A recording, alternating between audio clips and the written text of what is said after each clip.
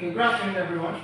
Welcome to the classroom. As I've said earlier, this will be the first topic at which we're going to be considering today. I said something the other time that when it has to do with the simplicity of this particular course at which we're talking about, many textbooks have been written, many novels, many books have been written on it, but there is a way at which we can bring out the simplicity for better comprehension and understanding of this. So, as far as chemistry is being concerned. So, with that, I would like us to start with this topic. And the topic is symbols, which we can also refer to as element itself, molecules, and compound.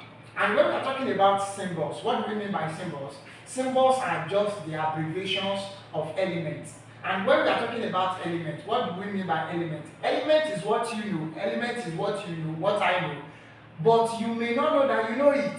Elements are just natural occurrences, but we have some elements at which they are artificially made, at which man-made, they are being synthetic in nature. What do I mean by that? So we have some elements at which they are man-made, and we have some elements at which they are naturally occurred. Let's take, for example, oxygen. Oxygen is something that is an element at which that just exists in the atmosphere, at which we can have, in which you breathe in, I breathe in, everyone's breathing for their own survival.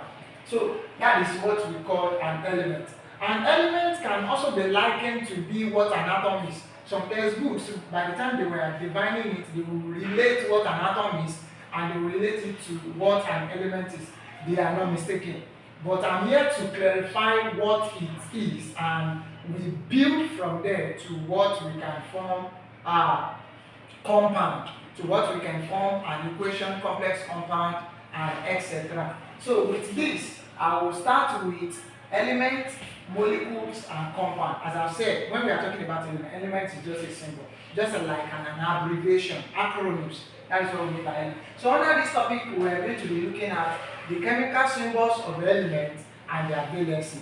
It is this is a bedrock foundation at which is very needed for every chemist or every chemistry student to understand and to know. Simply because with this, they will understand the chemical reactions between compounds, and they will understand how elements are coming together to form a compound. Elements coming together to form a molecule.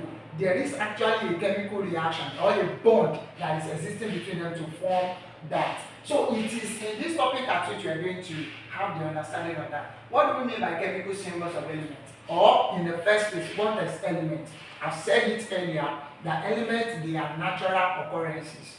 The likes of oxygen is an element. The likes of hydrogen is an element. The likes of carbon, it is an element. The likes of nitrogen, it is an element. The likes of sodium, it is an element. The likes of magnesium, it is an element. And with this, because the subsequent videos at which I'm going to talk about on periodic table. Periodic table is actually a chart at which you might have seen or you might have been taught in school. Periodic table is a chart that represents or where systematic elements are being arranged scientifically. And these elements are arranged according to a specific number, and that number is what we call the atomic number. But don't let me take you thus far as that. No, I'm just referring to that. If you can have periodic table with you now, you can just check it. You will see numerous elements at which that are there. And I've said something earlier that elements can be natural and it can also be artificial. So that's what we mean by element. And their valencies. What do we mean by valency of an element? I said something the other time. Okay, let's say for example we have an element called hydrogen. The name written to be this hydrogen, and we have the symbol to be as H. The symbol to be H, and as it is like this, the elements in the periodic table, they are arranged according to their atomic number. What do we mean by the atomic number? It is a very important number at which every chemistry student must know. You must know, I must know, every one of us at which we are studying chemistry one way or the other, we must understand what atomic number is.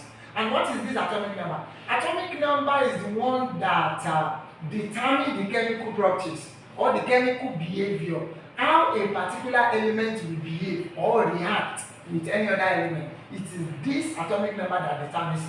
What am I saying? Let's say, for example, hydrogen, you know it to be one. They will just tell you when you were in JSS3 or when you were in junior secondary school, you just hydrogen, helium, lithium, beryllium. Now, you just think that they are just being arranged like that. No. But they are being arranged. That number at which they are being arranged is what we call their atomic number.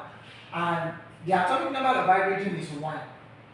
Helium is 2. Okay?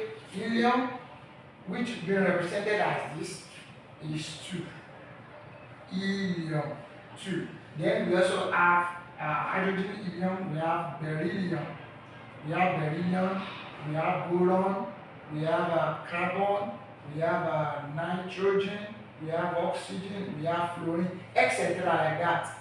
I just tried to arrange that. So we have hydrogen, helium. Okay, sorry, we have lithium. Sorry, we have lithium, and then we have beryllium. So lithium, beryllium, boron, carbon, nitrogen, oxygen, then fluorine. Now, all these numbers, as I've said, they are called the atomic number of each element. Now, it is the atomic number of each element that determines their valency. It is the atomic number of each element determines their valency. Now, what do we mean by valency? Valency has to do with the the valence electron at which a particular atom is having. What do I mean by that? We should have learned about what is being called an atom. Atom being the smallest indivisible particle of an element which can take part in a chemical reaction. Now, in an atom, in its atomic structure, in an atomic structure, we have the 3 particles of an atom, which are the proton, the neutron, and the electron. Now, this electron, the location of it, it's at the orbit or the shell of that particular atom. Now, then we also have what is being called proton and neutron. Proton and neutron, they are actually the core. In geography, there is something we call the core, the innermost part of the earth crust. Now, the core, it's the nucleus of the atom. Inside this nucleus, that is where we have the proton and the neutron. Proton and the neutron.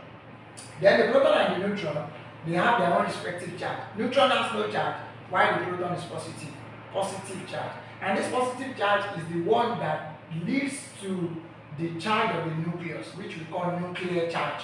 And the nuclear charge is positive, which is a force of attraction between the nucleus of an atom and the electron that is being or located on the shell of that particular atom. Now, don't forget where we are going is valencies. Valency. Now, how can we get a valency of an atom? How can we get a valency of an atom? A valency of an atom is, I said, just like what I said the other time, is as a result of the valence electron at which they are. We have some elements in the periodic table at which they are melters. We have some elements at which they are non-melters. We have some elements that they are metalloid. Now, what do we mean by being a melter element? These are elements at which they are electron donor. That's what we call them. And what do we mean by these electron donor? You know, you too should have heard of blood donor, people that gives out blood. And in biology also you should have heard of that we have blood recipient, universal donor and universal recipient, blood group O and blood group AB. Now, blood group O has to be, it can never receive. It can't receive from any other blood group aside from O that it itself. But when we are talking about melters, I'm just using the word donor. Donor simply means you donate. You are the one that gives. You are the one that give out from the bowel of what you have. So electron, or the number of electron of hydrogen atom is 1. So as it is, it has 1 electron in its atom shell. So when hydrogen as it is I would like to say that hydrogen can behave somehow. Because in the periodic table, hydrogen can be found in 2 groups.